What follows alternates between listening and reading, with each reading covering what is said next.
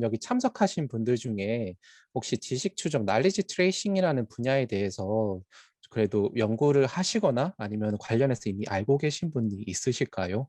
그러면 댓글로 그냥 채팅으로 그냥 간단하게라도 몇몇 분이신지. 실은 여쭤보는 이유가 이게 뭐 인공지능을 교육 분야, 교육 도면에 적용한 것이긴 한데 그렇게 많은 분들이 연구하는 분야가 아니라 좀 낯서실 수 있을 것 같아서 어, 네. 네. 그래서 이제 여기 참석하신 분들의 이제 배경 지식 아니면 어느 정도의 그 수준을 제가 맞춰야 될지에 대해서 여쭤보려고 물어봤습니다. 네, 그러면은 대부분은 이제 처음이신 것 같으니까 네, 우선은 제가 주로 적용했던 분야 위주로 좀 너무 자세한 얘기보다는 그런 내용 위주로 설명드리겠습니다.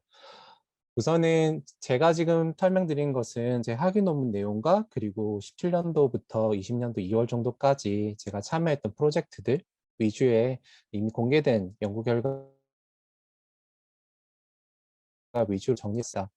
네, 우선 저는 초등교사인데요. 여기 보이는 친구들이 의 소규모학급인데요. 2014년도 기준으로 저희 지역에 이런 소규모학급이 약 80% 정도였고, 그리고 저희 학교 같은 경우도 제가 속했던 학교도 다문화 학생이 70%입니다. 제가 이 말을 하는 이유가 여러분들이 지금 현재 거주하시는 곳이 어딘지 모르겠지만 저도 지금 현재는 서울에 거주하지만 서울이 아닌 지역 그리고 생각보다 많은 곳이 아직도 이런 교육적인 환경이 지금 서울이나 이런 것 좀 좋지 않다는 걸 말씀드리고 싶었고요.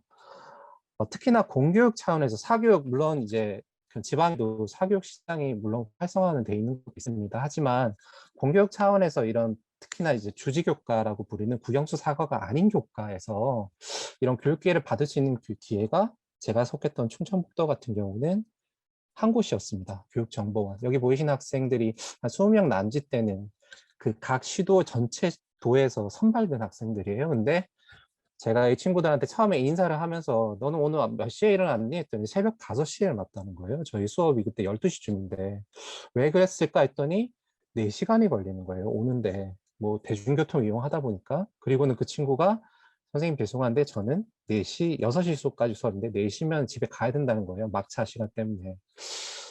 이런 것처럼 저도 이제 물론 교육 격차 이런 환경에 대한 그런 고민이 좀 많아졌습니다. 그 당시에. 그때 이제 우연한 기회가 돼서 교사 신분이면서 제가 EBS라는 곳, 한국교육방송공사, 어떻든 교육방송에 교육부 요청으로 파견을 가게 됐어요. 파견 갔던 이유는 이런 지금 보이시는 소프트웨어, 이런 AI 또는 정보교육을 무상으로 이렇게 제공해 줄 수 있는 교육 플랫폼을 지금 기획하고 있고 이것을 같이 해주실 분을 찾는다라는 말에 갔습니다. 여기에서 하는 것은 무상으로 학생들에게 교육을 합니다. 그리고 저는 이런 온라인 시스템을 그 당시에 저도 이제 대학원을 다닐 때라 뭐 이런 온라인 시스템의 가장 큰 문제는 뭘까요? 우선 여기 계신 분들도 다 공감하시겠지만 자기 주도적인 학습이 거의 불가능합니다. 네. 누군가가 이렇게 다 안 해주고 그렇다면 이걸 어떻게 개선할 수 있을까 하는 뭐 다양한 보상이 있죠. 뭐 흔히 말하는 뭐 상품을 주고 근데 이런 내재적인 보상이 사실 강력하거든요. 누가 뭐 선물 주고가 아니라 내가 진짜 성취를 느끼고 그럼 이럴 수 있는 방법은 정확하게 그 학생 개별별로 진단을 해서 상태를 알고 거기에 맞는 교육적인 추천을 모를 만한 거를 추천해주고 알 만한 거는 건너뛰고 이럴 수 있는 방법이 사실 필요하거든요. 그런 것이 무엇이 있을까 해서 제가 그 당시에 이제 열심히 좀 기획에 또 참여했던 게 러닝맵이라는 게 있습니다. 근데 아쉽게도 이거는 룰 베이스로 그러니까 규칙에 의해서 어디까지나 그 사용자가 이런 반응을 보이면 이럴 것이다. 학생의 설문에 이런 게 있으면 이럴 것이다라는 자동이 아닌 룰 베이스로 어떻게 이렇게 추천해주는 시스템을 시도해 봤는데 뭐 그렇게 사실 좋은 성과나 좋은 사용자를 확보하지 못했습니다. 그 이후에 19년도 6월에 정책 연구로서 지금 이제 이 똑똑타운데라는 게 서비스 되고 있는데요. 회원 수는 현재는 지금 3개월, 5개월, 4개월 정도 서비스 중인데 한 14만 정도로 그래도 괜찮은 평가를 받고 있는데요. 이 시스템에서 제가 그 당시에 한창 연구했던 이 지식 추적 그리고 이 지식 추적 기반으로 추천하는 것에 대한 내용들이 여기에 실제로 적용될 수 있었습니다. 그래서 오늘 제가 설명드릴 내용은요. 지금부터 한 30분 정도 제가 진행하려고 하는데요. 보이시는 순서로 하려고 하고 크게 설명드릴 내용은 먼저 그 학습자 지식 추적 모델이 이것이 우선은 저는 이제 좀 교육적인 측면으로 봤어요. 보통 이제 지식추적이라는 것은 쉽게 말씀드리면 그냥 학생의 그런 문제풀이 이력 정보, 이 학생이 어떤 문제 풀었는데 맞다 틀렸다 정보만을 가지고 이 학생이 이런 그 개념에 대해서는 모를 거야 또는 잘 알 거야 이런 정도로 예측하는 기계학습 모델이라고도 할 수 있는데 이것이 과연 이 학생의 그 인지과학 증명 측면에서 그러니까 교육학에서 학생의 학습 상태나 이런 거에 대해서 사실 많은 연구가 이루어졌거든요. 근데 제가 이쪽 이제 지식추적 처음에 논문을 봤을 때는 그런 언급이나 그런 고민보다는 단순히 그냥 모델적인 성능이 좋았다. 아니면 그냥 이렇게 해봤더니 이렇게 되더라. 성능이 더 좋았더라.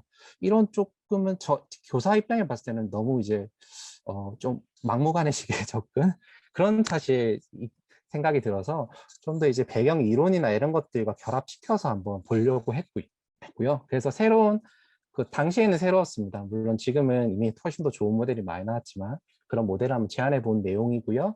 그리고 이걸 바탕으로 제가 교수자와 학생 대상으로 한번 추천해 준 내용들을 소개하려고 합니다. 먼저 연구 필요성은 간단하게만 말씀드릴게요. 우선은 개별 학습은 그 교육 분야에서도 사실 많은 관심사입니다. 그런데 최근에 온라인 학습 환경, 코로나로 대표된 이런 여러 가지 외부적 요인으로 온라인 학습 환경이 되면서 교사와 학생 모두에게 사실 굉장히 챌린지한 상황입니다. 무엇보다 교사들은 흔히 이제 교육적에서는 구성주의란 말이 있는데요. 쉽게 학생들과 유의미한 상호작용, 계속적으로 학생이 뭐가 부족한지를 관찰하고 알려주고 이런 상호작용 내에서 충분한 의미 있는 학습이 이루어질 거라는 반응이 있고 그리고 학생 입장에서는 온라인 학습에서는 영원한 숙제죠. 이 학습 유지가 어렵다는 점. 크게 이 대상별로 이런 문제들이 있습니다. 사실 이것을 해결할 수 있는 방법으로는 공통적으로 지적되는 부분입니다. 많은 관련 문헌 연구도 있었고요. 개별 맞춤형 추천을 해줘야 된다라는 공통적인 해결책이 사실 있습니다. 물론 교사 입장에서는 학생의 개별 맞춤에 대한 추천을 위한 정보를 제공해야 된다는 거고요. 학생에는 개별 맞춤의 추천을 바로 직접적으로 제공해야 된다는 게 물론 다르긴 하겠지만요. 그런데 이런 맞춤을 추천하기 위해서는 뭐 여러 가지 것들이 필요하겠지만 제가 연구했던 이 지식추적 분야에서는 이걸 하기 위해서는 먼저 학생의 잠재된 지식 상태, 학생이 무엇을 알고 모르는지에 대한 잠재된 지식 상태를 알아야 된다라는 게 있고요. 그러기 위해서 지식 추적이 필요하다 이렇게 말할 수 있고요. 뭐 이런 식으로 크게 연구가 진행됐는데 뭐 이거는 제가 그냥 설명드리면서 넘어가도록 하겠습니다. 먼저 지식 추적 모델이 어, 처음에 언급됐을 때, 처음에 이 개념을 얘기되고 했을 때, 그때 가정했던 게 있습니다. 여기 보시는 것처럼 학습자의 잠재된 지식 상태를 예측하기 위해서는 온라인에 수집된 학습 데이터를 이용해서 학습자의 스킬 숙달 정도를 모델링하는 것이다 라고 정의하고 있어요. 그렇다면 온라인에 수집된 이 학습 데이터라는 것은 문항별 주요 개념, 여기서는 키 컨셉을 주로 KCS 또는 KC라고 부를 건데요. 여기에 대한 반응입니다. 우리가 1번 문항, 2번 문항, 3번 문항이 있지만 그게 동일한 뭐 수화 연산이라는 동일한 개념을 사실 물어볼 수 있잖아요. 뭐 덧셈 뺄셈이라든지. 그랬을 때 그 각각 문항에 대한 맞다 틀렸다 정보 이것을 데이터를 이용한다는 거고요. 자, 그런데 이 문항별 주요 개념에 대한 반응이라는 것은 이것은 인지과학 측면에서 보면은 이것은 이 문항별 주요 개념을 안다 모른다는 것은 선언적 지식들의 히스토리 이건 좀 말 좀 어려울 수 있는데요. 그 지식에 우리가 뭔가를 안다라고 했을 때 이 교육학에서는 지식의 상태를 크게 세 가지로 구분하거든요. 이게 선언이나 선언적 지식이라는 것은 우리가 A는 B다, 뭐 C는 D다, 뭐 아주 간단한 그런 개념 있지 않습니까? 그런 것들을 얘기합니다. 그럼 이게 아니면 무엇이 있느냐? 절차적 지식이라는 게 있습니다. 우리 문제 해결이라는 것처럼 뭐 우리가 예를 들어 발레를 하거나 할 때 뭐 동작을 하는 그 절차적인 순서 있지 않습니까? 그런 것들을 보통 절차적 지식이라고. 그리고 이 과정에 넘어가는 이 과정의 개념 크게 이렇게 세 가지로 나뉘는데요. 어떻든 인지과학에서 측면에서 보자면 이 문항별 주요 개념의 반응이라는 것은 선언적 지식 이 선언적 지식들의 모음이라고 할 수 있습니다. 그렇다면은 이 선언적 지식들의 히스토리, 즉 이걸 가지고 학습자의 이 스킬 숙달 정도를 본다는 건 도대체 무슨 의미일까요? 자, 이것도 인지과학에서 말하기를 선언적 지식들 이 정보를 가지고 스킬의 숙달 정도, 이것을 안다는 것은 결국에는 이 개념에 대해서 지식의 우리의 이 뇌에서 이 지식을 리콜할 수 있느냐, 아니면 언리콜하느냐, 즉 지식을 단순히 이렇게 불러들일 수 있느냐 없느냐, 이렇게 이분법적으로 간단하게 표현을 해요. 자, 일단 정리하자면 결국에는 학습자의 잠재된 지식 상태, 그리고 우리가 지금 하려는 온라인에서 지금 이 데이터셋을 활용한다면 결국에는 이 지식이라는 것을 리콜과 언리콜로 이분법적으로 봐야 된다라는 이런 가정을 또는 이 근거를 가져올 수 있는데요. 자, 그렇게 봤을 때 과연 기존의 이런 지식 추적 모델들이 지식을 리콜과 언리콜로 나누어서 보느냐, 즉 이 나누어진 상태를 모델링을 할 때 기록하고 보존하고 이것을 활용하려고 하느냐, 그 측면으로 제가 기존에 있는 방법 접근들을 봤을 때 결과적으로 얘기하면 네, 그렇게 하지 않았다는 거죠. 물론 이런 접근에 맞게 하려는 시도가 교육공학 또는 교육 분야의 데이터 마이닝 EDM이라고 부르는데, 그쪽에서는 이런 이분법적인 접근들을 하려고 하는 시도가 있었어요. 그게 바로 PFA라는 모델인데요. 자, 그렇게 봤을 때 어떻든 지금 지식 추적 모델에서는 이 지식의 개념을, 물론 이 DK VMNL 모델이 컨셉과 그 다음에 학생의 반응 정보, 이것을 나누어서 보려고는 했으나 이 학생이 안다 모른다의 정보로 이 학생의 반응 정보 자체를 다시 또 이분법적으로 나누어서 보지는 않았다라는 것에서 그 아이디어를 좀 얻었고요. 그래서 지금 보이시는 모델을 제안하게 됐습니다. 아마 그 기계학습이나 이쪽 분야에 아직 좀 낯서신 분들은 이게 갑자기 수식 나오고 하니까 좀 헷갈릴 수 있는데요. 간단하게만 말씀드리겠습니다. 먼저 제가 제안한 모델은 보시는 것처럼 이분법적인 나리 트레이싱이 하는 모델이고요. 기본적인 구조는 사실 DKVMN이라는 모델을 대부분은 그대로 가져왔습니다. 하지만 차별성은 무엇이냐? 여기 보이시는 것처럼 아까 말씀드린 것처럼 그 학생들이 안다 모른다는 정보, 그것을 기존의 DKVM에는 value라는 메모리 공간 안에 이 정보를 기록을 했거든요.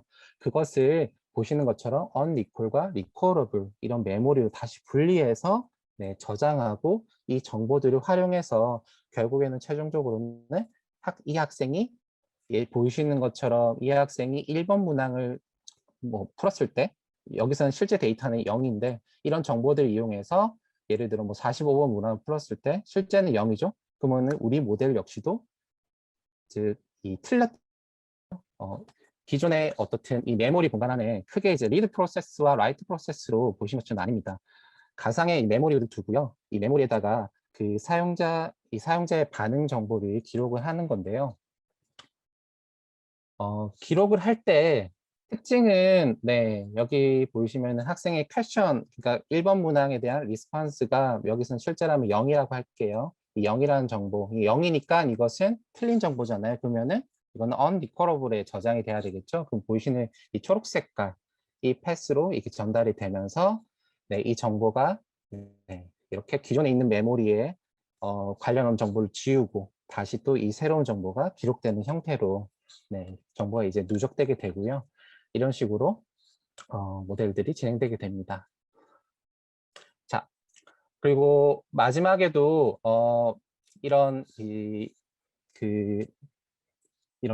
기록된 정보들을 합쳐서 네, 최종적으로는 보시는 것처럼 주어진 질문에 대해서 이 학생이 맞을지 틀렸지에 대한 프로버빌리티가 계산되는 모델입니다. 자, 여기까지가 우선은 기존의 이런 가정을 바탕으로 이 정보를 학생이 안다 모른다는 정보를 기록하기 위해서 틀렸다는 것과 맞다는 것, 이것을 따로따로 모델링 해야 된다. 라는 접근으로 DRKT 모델을 제안을 해봤고요. 이것을 그 뒷단에 PFA라는 앞서 그 말씀드린 이런 이 이분법적으로 보는 접근을 교육공학에서 하는 이 대표적인 모델 중에 하나인데요. 이것을 끝단에다 붙여서 한번 결합도 한번 시켜봤습니다. 이렇게 한 데에는 이미 그 다른 연구에서 꽤 높은 성과를 낸 그런 유사 아키텍처가 있어서 그걸 좀 모티브 삼아서 해봤고요. 이게 보이시는 게 성취요소 부속 그 PFA라는 모델의 기본적인 식입니다. 여기서 그 보시면은 이 각각의 요소들이 말하는 게 이런 거고요.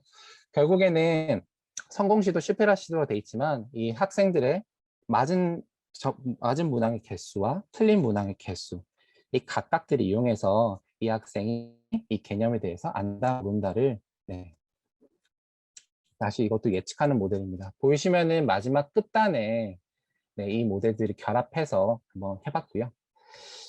네, 적용하는 과정에서 네, 사용했던 구체적인 수식입니다. 뭐 이런 것들은 혹시 이제 이런 연구에 대해서 더 관심이 있으신 분이 있으시면 별도로 뭐 문의 주시거나 아니면 이건 이미 논문이 공개된 거 하니까 얼마든지 제가 관심 있으시면 좀 더 자세히 설명드릴 수 있도록 하겠습니다. 아마 궁금하신 거는 그래서 도대체 이 모델의 성능이 얼마야? 뭐 이게 아마 궁금하실 것 같아요, 사실. 네. 그 데이터 세트는 뭐 이 나리 트레이싱에서 보통 이런 데이터 세트를 많이 그 벤치마크로 활용하시잖아요. 어세스먼트와 스태틱스, synthetic. 네, 이것을 공통적으로 사용했습니다. 여기서 스킬이라고 돼 있지만 저는 이 스킬을 그 KCS 그 앞서 말씀드린 키 컨셉 이것들로 네, 잡았고요. 여기서 밀도나 평균 요소 표준 편차는 이 데이터 세트가 얼마나 이제 품질이 어떤지 그 퀄리티가 어떤지를 보기 위해서 그냥 봤었습니다. 참고로 어시스먼트는 이런 식의 피처들을 가지고 있고요. 이 중에서 유저 아이디와 보시는 것처럼 스킬 아이디, 그 다음에 맞다 틀렸다에 대한 정보. 그래서 예를 들면 아이디 15번 학생의 퀘스천들, 문항들 이런 시퀀스를 가지고 리스폰스가 즉 반응이 이런 식으로 되는 투플 형태의 데이터셋입니다. 모델 구현은 파이토치를 이용했고요. 여기 보시는 이런 세팅 값들을 이용했습니다. 그리고 여기서 데이터 입력 차원의 뭐 이런 디멘션 차원들을 이렇게 이용했는데 여기서 컨셉은 레이턴트 컨셉이라고 해서요.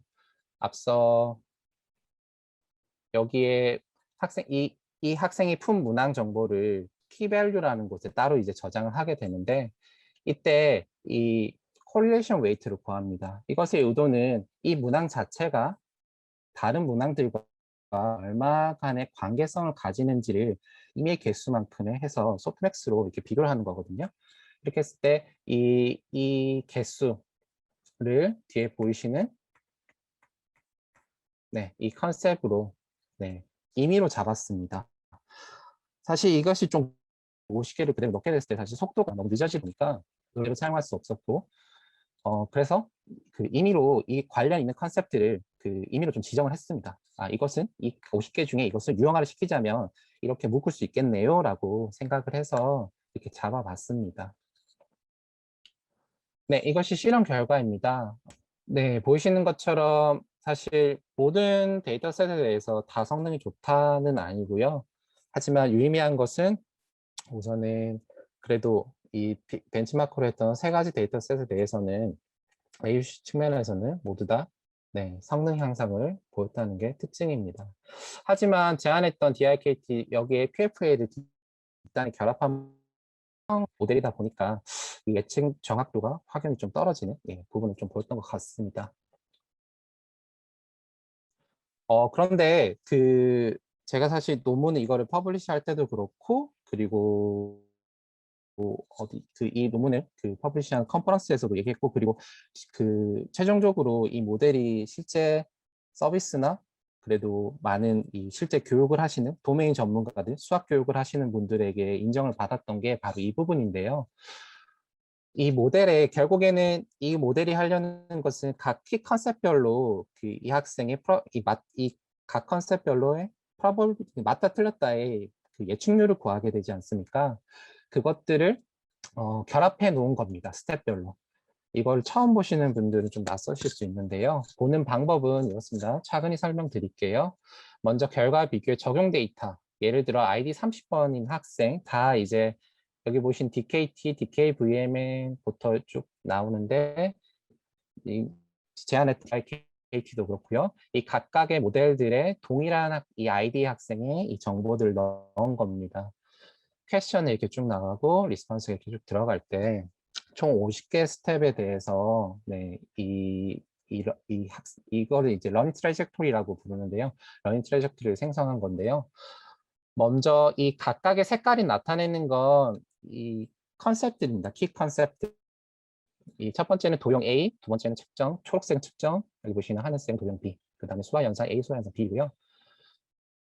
여기서 5번 개념, 즉 수화연산이 이런 식으로 위에 보시면은 색깔들이 칠해진 게 있고 테두리만 칠해진 게 있잖아요. 이것은 테두리만 칠해진 건 틀렸다라는 겁니다.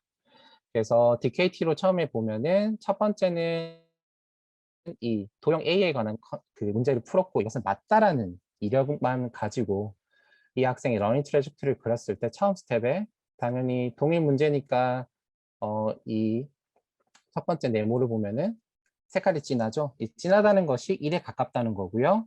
밑에 바로 밑에 있는 초록색 같은 건 좀 연하죠. 이것은 0에 가깝다는 의미입니다. 자, 이렇게 봤을 때 보시면은 그 우선은 DKT 모델 같은 경우는 여기 보시면 이 초록색이 분명히 이 학생이 쭉 가다 보면은 중간에 틀리죠, 두 개를. 그리고는 특별하게 이 초록색을 푼 게 없는데 다시 이 프로버빌티가 높아지는 경향을 보입니다. 물론 이것을 놓고 해석을 했을 때 사실 컨셉별로 그 관계가 있잖아요. 예를 들어 뭐 수화 연산 같은 경우는 당연히 4번 같은 경우 4번 컨셉, 노란색 컨셉 같은 경우 5번 컨셉이랑 유사하기 때문에 뭐 다른 컨셉을 맞췄다 높아진 게 어찌 보면 당연하겠죠. 하지만 네. 이 보시는 측정 같은 경우는 사실 이 다른 그 컨셉들과 그렇게 연관성이 있지는 않습니다. 네, 그런데 보시는 것처럼 이렇게 높아지는 경향을 보였죠. 그렇다면은 제안했던 이 DIKT라는 모델을 보시면요. 보시는 것처럼 이 낮은 이 학생의 러닝 트래젝토리를 그려진 걸 보면은 여전히 낮은 프로버빌티를 계속적으로 유지하는 걸 확인할 수 있습니다. 결과적으로 이렇게 두 번째 컨셉만 가지고 비교했을 때 그렇고요. 다른 컨셉들도 이렇게 놓고 보게 되면은 비교적 뭐 아주 그 확실하다고 할 수 없지만 어떻든 비교적 다른 그 모델들에 비해서 러닝 트래젝토리가 상식적으로 이해되게 이 상식적으로는 교육 전문가들입니다. 나중에 이제 설문을 진행한 것도 보여드리겠지만 이 해당하는 이 문항들을 개발하고 이 도메인 날리지가 있으신 그런 분들에게 설문을 진행했을 때 네, 훨씬 더 유의미한 이런 학습 곡선을 러닝 트래젝토리 보여준다는 거고요. 이것이 제안한 모델의 어찌 보면은 네, 가장 큰 유의미한 점이라고 생각합니다. 자, 여기까지가 오늘 그 기존의 지수추적 모델들의 이런 한계점을 개선하려고 제안했던 모델들에 대한 거고요. 그다음에는 이제부터는 제가 실질적으로 이제 서비스나 아니면 다른 적용 연구를 주로 했던 부분입니다. 크게 교수자와 학생 대상으로 적용을 해봤던 거고요. 이건 넘어갈게요. 먼저 그 교육부에서 지금 1, 2학년 대상으로 똑똑 탐험대라는 서비스를 하고 있습니다. 여기에 적용된 그 모델입니다.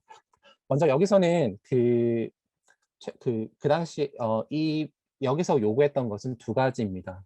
먼저 우리 나리지 트레이싱에서 지금 계속 하고 있는 다음 스텝에 이 학생이 지금까지 이런 식으로 문제를 풀었는데 다음에 이 문항이 제공됐을 때 이것을 맞을지 틀릴지에 대한 것들. 즉 다음 질문 예측에 대한 그 모델을 필요로 했고요. 다음은 최종적인 파이널 콜, 즉 기존에 있는 시퀀스 투 시퀀스가 아니라 그 리그레이션 프로라고 생각하시면 되겠습니다. 즉 그 학생이 보시는 것처럼 진단평가, 즉 X라는 문항, 별도 A라는 이 타켓 밸류에 해당하는 것을 예측하고 그리고 이것을 가지고 이 학생이 어떤 점이 부족할지를 알아낼 수 있는 모델을 제안했으면 좋겠다라는 게 여기서의 태스크였고요. 그래서 그 기존에 저희들은 연구에 참여했던 저희들은 이 나이지 트레이싱 모델이 활용해서 다음 질문에 대한 것으로 이 보시는 러닝 트레저토리와 나리지 컨셉 리레이션십 이 두 가지를 제안했고요. 다음으로는 이 학생이 어느 부분이 부족한지를 알려줄 수 있는 위크 포인트 익스플레이너 이 붙였는데 이 총 세 가지 산출물들을 제안을 한 것입니다.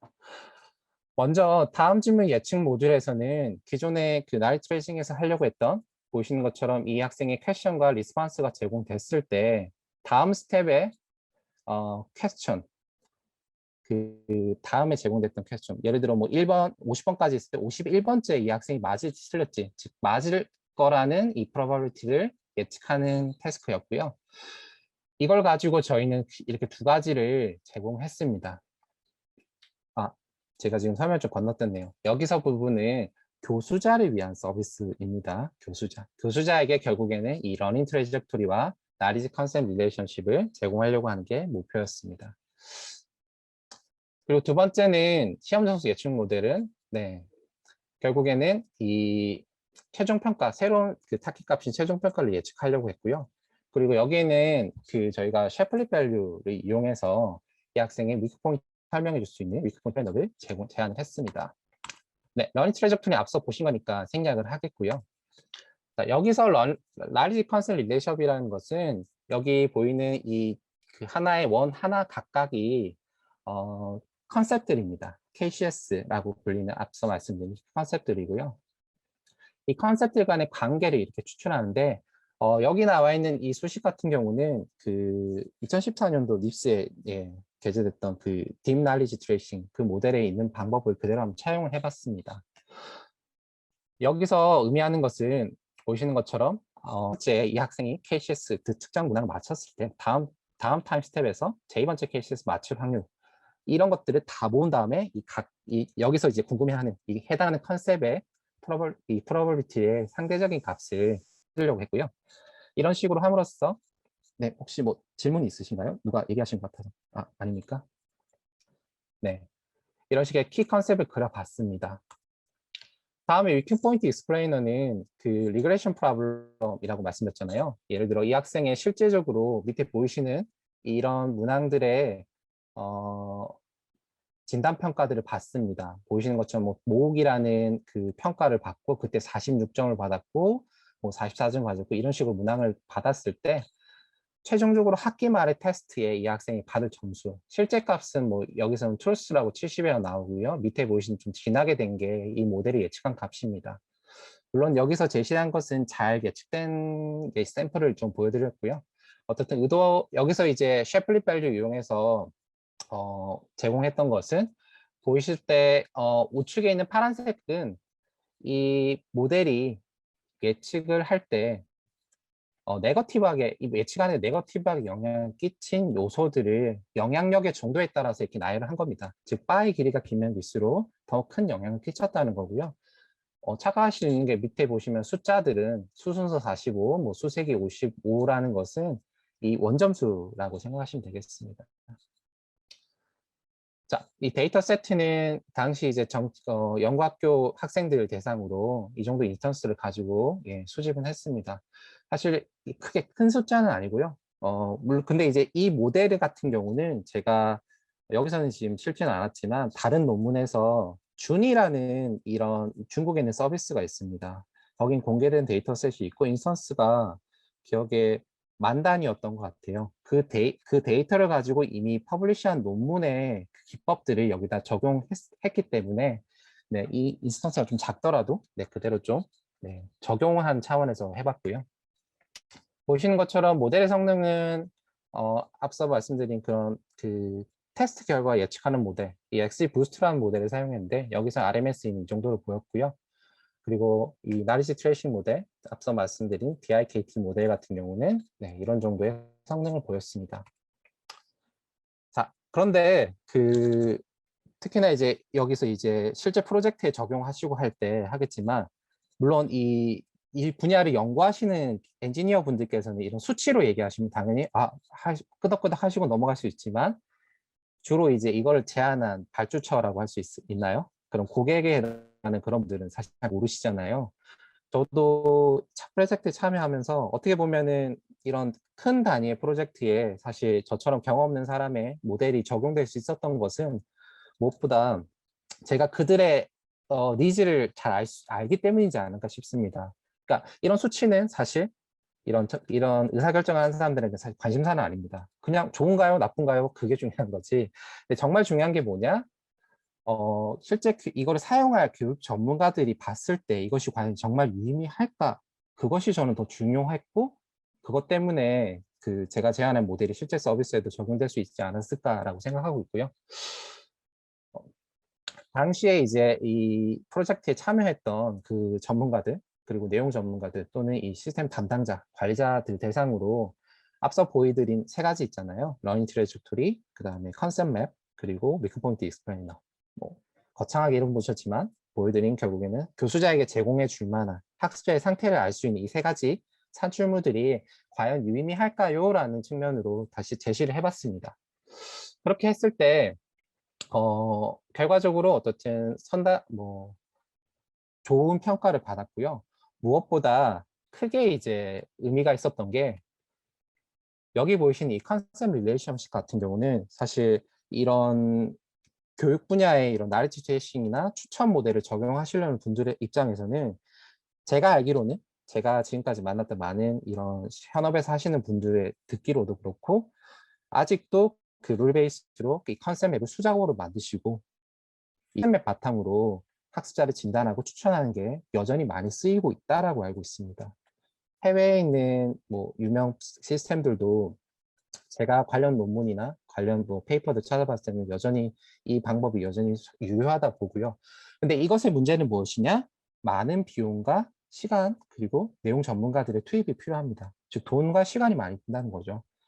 그런데 이것이 유의미했던 것은, 보시는 이 모델이, 제안한 모델이 추출한 이 컨셉 맵의 릴레이션십과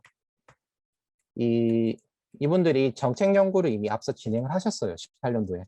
그러니까 내용 전문가들이 모여서 이 연구학교 대상으로 이 통계적인 기법에 의해서 이걸 뽑아내고, 그리고 이 문항 자체를 내용 전문가들이 만들었거든요. 이미 만들었을 때 설계한 컨셉 맵이 있습니다. 그것과 사실 많은 점이 유사했다는 거죠.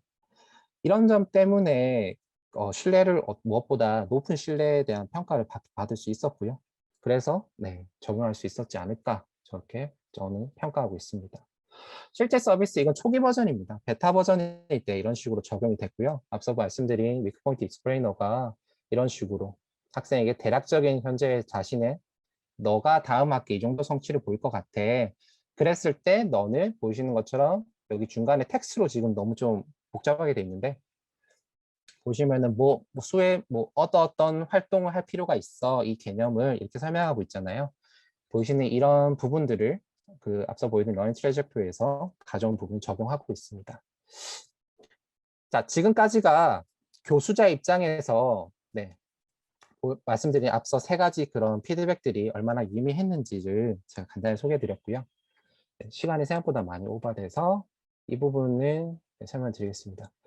먼저 이 학습 유지율을 높일 수 있는 방법은, 학습자가 부족한 점이 있으면 이 부족한 부분에 맞게 학생에게 필요한 부분을 너는 이 순서대로 문항을 풀면 돼, 또는 이 순서대로 개념을 풀면 돼 라는 러닝 패스를 제공해 주는 것. 이것을 저는 유의미한 그런 맞춤형 추천이라고 생각했고요. 그래서 적용한 방법은, 우선 데이터셋은 네이버 커넥트 에드위드에 있는 데이터셋을 활용했습니다. 데이터셋은 이런 식으로 생겼고요. 학생 수는 약 2,000명 정도였고, 즉 이 학생들이 푼 문항의 시퀀스가 60개 정도였습니다. 이 정도였고요.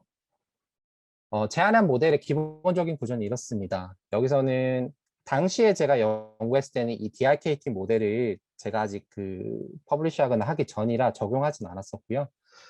먼저 쉽게 이 DKVM이든 나리지 트레이싱 모델들이 하는 거는 프로버빌리티를 측정하는 거잖아요. 이 학생이 맞을지 틀릴지. 그것을 리워드 펑션으로 삼았고요. 그리고는 이 강화학습에 적용해서 어떤 순서의 시퀀스로 KCS를 제공해야 이 학생의 이 probability가 maximize 될 수 있을지를 계속적으로 찾아가는 모델로 두 가지를 결합해서 한번 해봤습니다. 그런데 이것은 기존에 2017년도에 18년, 19년도에 나온 논문에 사실 이 방법이 이미 제시된 게 있었고요. 그렇다면 그 차별성은 무엇이냐? 네, 이 제공되는 모델들이 왼쪽에 보이시는 게 기존의 베이스 모델인데요. 제가 비교 삼았던 모델인데 여기에 색깔이 이렇게 검게 칠해져 있는 게 있고 하얗게 칠해진 게 있죠. 자, 이것이 의미하는 게 무엇이냐면요.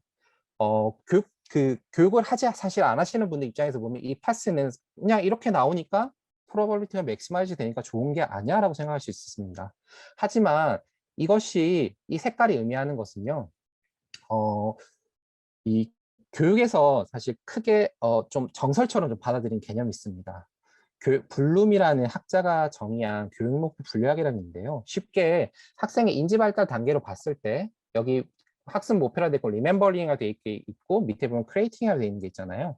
이게 인지 수준이라고 단계를 나눈 거고요. 학습이 이루어질 때 가장 기본적으로 먼저 기억하는 게 먼저고 그 다음이 이해고 최종적으로는 창작하고 할 수 있어라고 나름의 분류를 해놓은 겁니다. 그리고 이 분류에 따라서 이 동사를 정했는데 이 동사의 역할이 뭐냐면 우리 교육을 선생님들은 너무 익숙하시지만 어떻든 우리가 학생들이 뭘 할 수 있어 너 이걸 배웠으니까 이걸 할 수 있어 라는 게 학습 목표라는 개념이거든요. 이 학습 목표의 이 동사를 이런 식으로 구분해왔습니다. 지금 여기서 말하려고 하는 것은 이 학습 목표 분류를 보이시는 것처럼 Remember Understanding 이것을 낮은 단계 그리고 위에 있는 이 하이를 높은 단계라고 나누고요. 이거를 기준으로 이 모델이 제공한 이 패스들을 쭉 나열해서 봤을 때 보이시는 것처럼 오히려 이 학생이 이 베이스라인 모델 같은 경우는 이 흰색이 낮은 인지 수준의 문제나 개념들이거든요. 이것을 제공한다는 겁니다. 쉽게 말씀드려 이 학생에게 너는 이진수에 대해서 아느냐를 물어보는 게 그 다음이고 끝에서 물어보고 있고 이 이진수를 적용하고 활용하고 또는 뭐 이걸 가지고 다른 데 분야에 적용하는 이런 문항들을 먼저 알려주고 있다는 거죠. 그러니까 강학습에 제공하는 이 모델의 패스상으로는 그럴지 몰라도 데이터상으로는 그럴지 몰라도 이것은 교육에서 봤을 때는 사실 말이 안 되는 추천이라는 거죠. 그랬을 때 저희가 제공했던 이 모델의 차이점은 이 엑서사이즈 레벨을 필터링을 겁니다. 그래서 이 패스가 최소한 구체적인 알고리즘은 제가 논문에는 밝혔는데 여기서는 생략하고요. 어떻든 필터링을 걸어서 어느 정도 이 문항의 어느 정도의 부분 같은 경우 수준에 따라서는 높은 수준을 제공해야 된다든지 낮은 수준을 제공해야 된다 이런 필터링을 하기 위해서 이런 식으로 패스를 임의로 이렇게 조작을 하는 거죠. 자, 그렇게 되면 이렇게 됐을 때 걱정되는 게 있으실 거예요. 이렇게 되면은 당연히 이 학생의 최종적인 프로버빌리티의 평균이 낮아지는 거 아닐까라고 생각하실 수 있어요. 그렇기 때문에 비교를 해본 게 뭐냐면요. 학생 15명을 무작위로 선택하고 여기 15명은 데이터입니다. 선택한 다음에 기준과 제한된 모델에 각각 생성된 20개 학습형으로 이 출력값에 여기 보시는 이 P라는 것은 이 나리지 트래싱 모델이 예측하는 거고요. 이 출력값들의 평균을 지금 보이시는 것처럼 이렇게 비교를 합니다. 자, 그렇게 봤을 때 보시면은 크게 다르지 않다는 거죠. 물론 뒷단에 가서 약간 높아지긴 하지만 크게 유의미하지는 않다라고 저는 봤고요. 무엇보다 의미 있는 것은 보이시는 것처럼 교육자나 이 교육을 하는 사람 입장에서는 훨씬 더 유의미한 패스를 제공하지만 우리 이 프로포즈 모델이 그리고 성능적인 면에서도 큰 차이를 큰 부족함이나 이런 게 부족함이 없기 때문에 유의미하다 이걸 제안하고 싶었던 거고요. 실제로 이 학생들 대상으로도 적용을 좀 해봤고요. 이거는 생략하도록 하겠습니다. 조금 두서없이 좀 진행된 것 같은데요. 그럼 정리를 좀 해보겠습니다. 어떻든 제가 지금 설명드린 건요.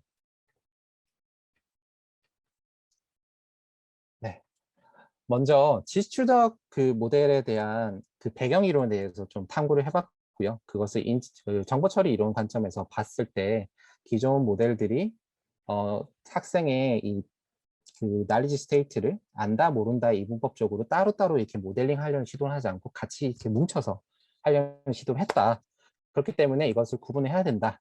그래서 지시추적 모델을 새롭게 한번 제안을 해봤고요. DIKT라는 모델을. 이것의 변형으로서 PFA라는 것이 있다는 출력단에 붙임으로써 한번 비교도 해봤지만, 어쨌든 그 당시에는 그 이 벤치마크 데이터를 셋으로 봤을 때 그래도 유의미한 성과를 보였고, 무엇보다 이 러닝 트래젝토리 측면에서 훨씬 더 유의미한 결과를 보였다.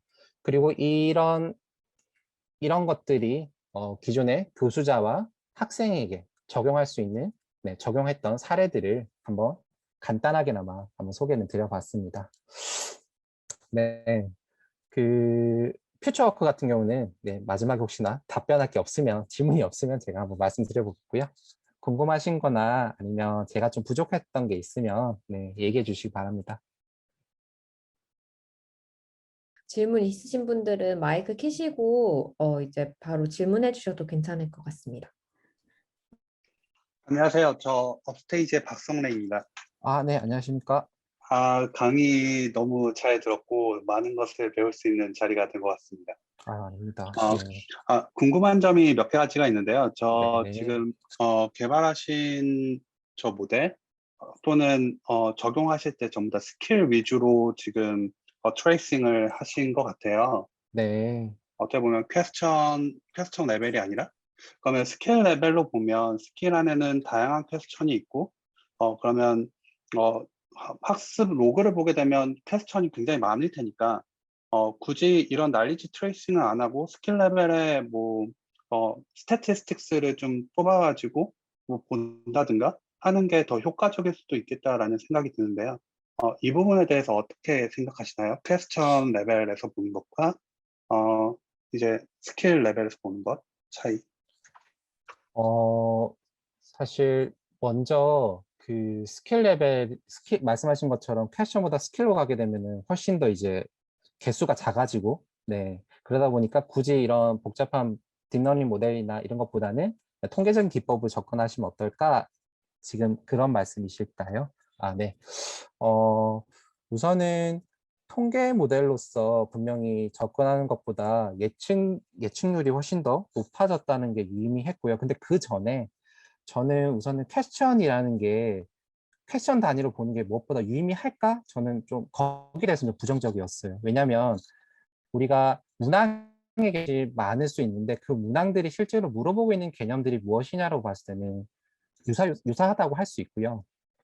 그리고 그 개념 단위로 나중에 학습자가 진단이 되어야 실질적으로 그것을 활용할 때 훨씬 유의미하거든요. 그러니까 예를 들어 이 학생은 1번, 5번 문항이 라고 하는 것보다 이 학생은 수학 연산을 몰라요 라고 하는 게 훨씬 더 유의미하게 이 학생에게 피드백을 줄 수 있고, 그것을 활용해서 지금 보이시는 것, 지금 제안 드린 것처럼 교수자 또는 학습자에게 제공해 줄 수 있는 방법도 있거든요. 그러니까 가장 이상적인 것은 맞습니다. 퀘스천 단위로 가는 게 가장 이상적이겠죠. 하지만 우선 제가 활용했던 데이터 셋들 역시도 이런 퀘스천 단위보다는 그 퀘스천별로의 스킬들이 이미 그 매핑이 되어 있었고, 그리고 그렇기 때문에라도 저는 사실 퀘션보다는 바로 스킬 단위로 접근을 했던 거죠. 데이터 셋에 따라서 이제 스킬 레벨의 퀘스천에 붙어 있는 스킬 레벨의 태그가 없는 데이터도 존재할 수도 있을 것 같아요. 네, 또 맞습니다. 추가로 퀘스천에는 하나의 스킬셋으로만 구성되지 않고 여러 개의 스킬셋이 연결되어 있는 퀘스천들도 있을 것 같고, 그러면 전자의 경우에는 스킬에 대한 태그가 없는 상황이고, 후자의 같은 경우에는 하나의 퀘스천에 여러 개의 스킬셋이 붙어 있는 상황이다 라고 한다면 어떤 식의 접근 방법을 취하시겠어요? 사실 그 말씀하신 것좀 태깅이 안 된 게 리얼 데이터에서 훨씬 많죠.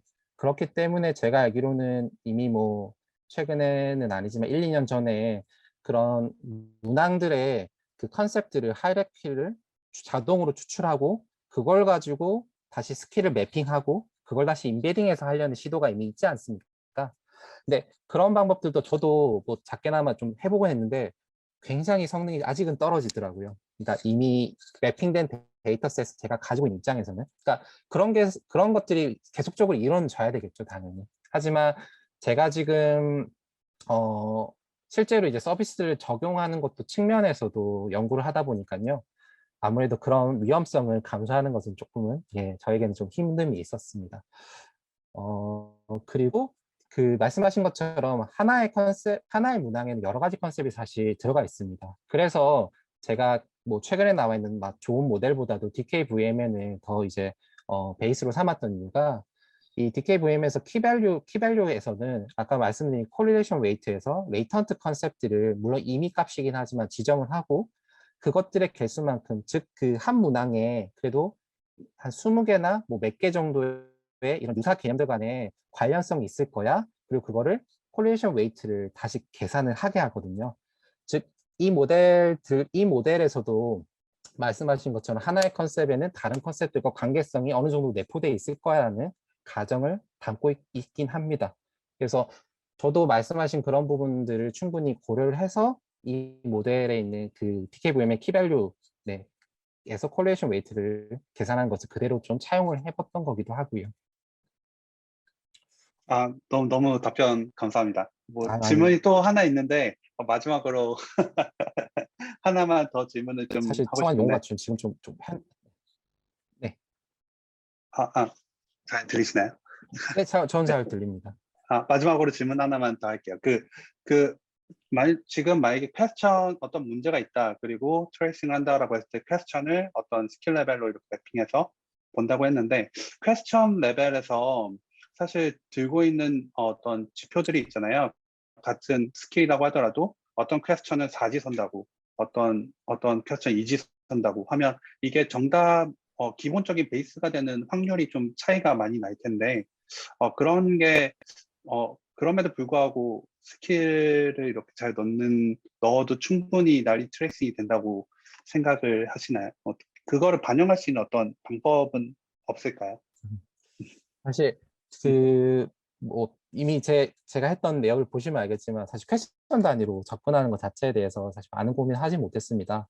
그래서 지금 그냥 설명해 주신 것만 듣고는 뭐 원하시는 그런 정도의 내용은 말하기는 힘들 것 같고요. 다만 그 실은 최근에 그 지적하신 부분은 저도 충분히 공감하고 있어서 그 지금은 아직은 정리가 안 돼서 공유는 못 드리지만 퀘스천 단위에서 이런 키 컨셉트를 추출하고 자동으로 추출하고 그리고 그것들을 활용해서 거기에 맞는 지수조절 모델을 또 개선하고 그런 연구를 지금 최근에는 또 하고는 있긴 하거든요. 좀 더 정리가 되고 유의미한 결과가 있다면 좀 공유 드릴 수 있는 기회가 있었으면 좋겠습니다. 저도 아직은 그 부분에 대해서는 뭐 아직은 뭐가 없습니다. 감사합니다. 아유, 저는 벌써 아닙니다. 예, 하나의 빅 팬이 된 것 같습니다. 아이고, 아닙니다. 뭐 네, 사실 잘 모르는데 어떤 김성 교수님이 얘기하셔서 그냥 예, 용감하게 나왔습니다. 네. 개발한 모델 사실 제가 학위 논문 과정 중에 나온 거라 그 교수님의 권유로 어쩔 수 없이 이 특허가 지금 등록 중임으로 알고 있습니다. 사실 뭐 특별할 건 없는데요. 네. 지금 김영국 님께서 얘기를 하셔서 말씀드렸습니다. 안녕하세요. 업스테이지 이원성입니다. 네, 안녕하십니까. 말씀해주신 발표 내용 잘 들었고요. 그 디코토머스 DKT 모델에서 이게 리콜인 거랑 언리콜인 거를 이제 각각 인베딩을 사용을 한 걸 밸류 메모리에서 사용을 하신 것 같아요. 네, 그런데 이제 기존에서 사실 DKT랑 그 이후의 연구에서 DKT에서는 맞춤 문제, 틀린 문제를 이제 문제 개수 곱하기 이만큼의 인베딩으로 분류를 하고 혹은 이제 맞춤 문제, 틀린 문제를 뭐 맞춤 문제는 앞부분에 인베딩을 컨캣을 한다든지 틀린 문제는 뒷부분에 인베딩을 컨캣 한다든지 그런 식으로 약간 맞춘 것과 틀린 것을 인베딩 상에서 구분하려는 시도들이 있었던 걸로 알고 있어요. 잠시만요. 제가 밸류랑 그것만 나눴지 인베딩하는 과정에서는 사실 동일하게 갔거든요. 이게 지금 이 화면 얘기시죠? 네네. 네, 그 네. 인베딩 상에서는 그대로 이제 EQ 차원의 인베딩을 사용했다고 이해하면 될까요? 예, 맞습니다. 사실 말씀하신 것처럼 뭔가 다양한 시도를 좀 해보긴 했습니다. 뭐 앞에도 해보고 뒤에도 해보고 하지만 이렇게 했을 때가 가장 좀 유의미한 그 성능 향상을 보이더라고요. 네, 그래서 뭐 이거를 리커러브 언리커 결국에 맞다 틀렸다를 별도로 이제 그 인베딩 했다는 거 말고는 나머지 프로세스는 동일하게 가져갔습니다. 그러면은 메모리도 사실 두 개로 나눌 수도 있을 것 같은데 그것도 테스트 네. 해봤는데 뭔가 성능상의 이점이 없었다고 이해하면 될까요? 아, 메모리는 죄송합니다. 키요, 키. 네, 키 역시 맞습니다. 네, 그건 역시도 구분을 해봤습니다. 네네. 키밸류 자체도. 근데 뭐 예상하시겠지만 학습 시간이 굉장히 증가하기도 하고 그런 점을 고려했을 때 현재가 가장 이상적이라 판단해서 하긴 했습니다. 근데 답변 네, 감사드립니다. 네. 아닙니다. 예. 질문해도 될까요? 네. 사실 되게 엄청난 관심을 가지고 있어가지고요. 실제 사용을 하시고 서비스를 해 보신 거에 굉장히 관심이 있어요. 네네. 그 모델 파트를 좀 보니까, 결과를 분석하신 거 보니까 학년별로 초등학교 1, 2학년을 대상으로 적용을 하신 것 같고, 네. 학년별로 별도의 DKT 모델을 학습해서 사용을 하신 것 같아요. 네. 그게 일단 맞나요?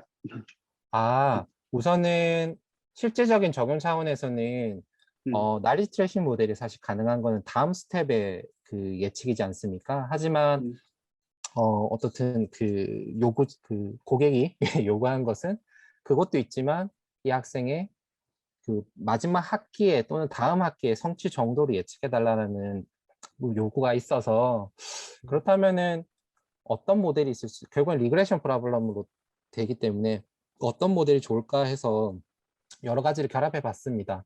그렇게 했을 때 데이터셋이 워낙 작고 그리고 이제 이것이 뭐 지금은 아니지만 최종적으로는 실시간으로 어댑티브하게 계속 반응해야 되는 이슈도 발생할 수 있어서 너무 복잡한 모델보다는 그냥 간단한 이런 엑시부스트라는 모델을 활용하게 되고요. 그리고 이 모델이 이미 뭐 잘 아시겠지만 뭐 Explain of AI 분야에서는 엑시부스트와 셰플릿 밸류를 결합해서 이미 많이 활용하지 않습니까? 그래서 그것을 한번 결합을 해봤습니다. 그렇게 했을 때 이 셰플릿 밸류에 의해서 나오는 이 학생의 뭐 저희는 위크 포인트 익스플레이너 이름 붙이긴 했지만 결국은 이 부분이 보이시는 이 부분이 어, 실질적인 그런 정책 연구 결과와도 굉장히 유사하기도 했고 그리고 연구학교 대상으로 저희가 적용해보고 선생님들을 봤을 때 이 학생에 대한 그 성취 정도나 이런 것들을 잘 보여주고 있더라고요. 그러니까 교수자에게 잘 설명해주고 있더라고요. 유의미하게. 그렇기 음, 때문에 이거 역시도 물론 이 나리지 트레이싱이라고 부르기는 기존에 했던 분야가 좀 다르긴 하지만 나리지 트레이싱이 좀 넓게 봤을 때 어떻든 학습자를 진단하고 추천한다는 관점에서는 이런 그 적용도 하게 돼서 한번 소개를 해봤습니다. 감사합니다. 음, 그러면, 음, 기존에 이 모델을 평가를 하실 때 한번, 실무자분들에게 평가를 한번 받아보셨다고 하셨잖아요. 그 네네. 프로세스는 어떻게 됐을까요? 어떤 것을 보여주고 어떤 것을 아, 평가받은 것일까요? 이게 여기 보이시는 것처럼 앞서 보여드린 그 세 가지 결과물들을 음, 설문을 저희가 구성했습니다. 그 설문은 당연히 참여하시는 분들 입장에서는 모르는 학생들을 평가할 수는 없잖아요. 그래서 음, 그 내용 전문가들 분들 중에서 실제 자기들이 관리한 학생들, 그 학생들의 음, 리얼 데이터를 활용했고요. 그 나오는 음, 결과물들에 대한 이런 그 산출물들에 대해서 평가를 먼저 하게 했습니다. 그리고 컨셉맵 같은 경우는 그 내용 이 실제 이 문항들을 평가 문항들을 개발했던 분들 그분들이 사실 제일 잘 아시잖아요. 그러니까 그분들에게 질문을 하게 했었고요. 감사합니다. 아닙니다. 네, 그건 딱히 질문이 없으신 것 같아서 저희 이분이 이제 나와서 저는 어떻든 이 자리가 뭐 저도 뭔가 얻어갔으면 하는데 그게 결국에는 이렇게 관심 있으신 분들과의 네트워킹인 것 같습니다. 어떻든 저는 지금 관심 있는 게 뭐냐면요.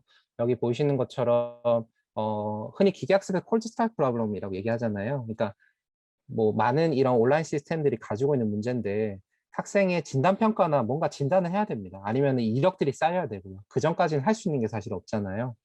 그렇기 때문에 이걸 어떻게 개선할 수 있을까?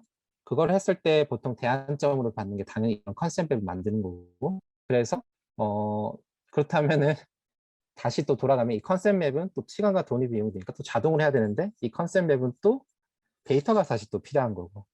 예, 그러니까 이도 저도 못하는 상황인 것 같은데 이거를 그래도 좀 자동으로 추출할 수 있는 뭐 이미 있는 그런 자료를 가지고 아니면 이 해당하는 학생이 아니지만 다른 학생들의 이력을 가지고든 어떻든 이 수학 영어 교과 내에서 이 관계도를 자동으로 추출하는 모델 또는 기법에 대한 연구를 지금 개인적으로는 어떻든 진행하고 있고요. 이런 부분에 대해서 혹시 관심 있으신 분 있으면 같이 좀 교류했으면 좋겠다는 생각도 들고요. 그리고 사실 그 문항 간에 당연히 그 사전 사후 개념만 중요한 게 아니라 이 문항들 간에 이 하이라키 정보, 위계 정보도 사실 그거를 가지는 의미가 굉장히 큽니다. 이미 뭐 여기 이미 질문해 주신 분들께도 얘기하셨지만 즉 이런 정보들을 활용할 수 있는 지식추적 모델 이미 연구된 것도 있지만 네, 뭐 이것들을 어떻든 새롭게 또 만들어 보고 싶은 게 개인적인 소망이기도 한데요. 이런 부분에 대해서 혹시 관심 있는 분이 있다면 네, 뭐그 제 메일인데요. 네, 메일 주시면 뭐 오늘 당연히 이 내용들은 PPT도 그렇고 제가 공유하는 걸로 알고 있어요. 네, 뭐 이후에도 지속적으로 좀 교류하고 했으면 좋겠습니다.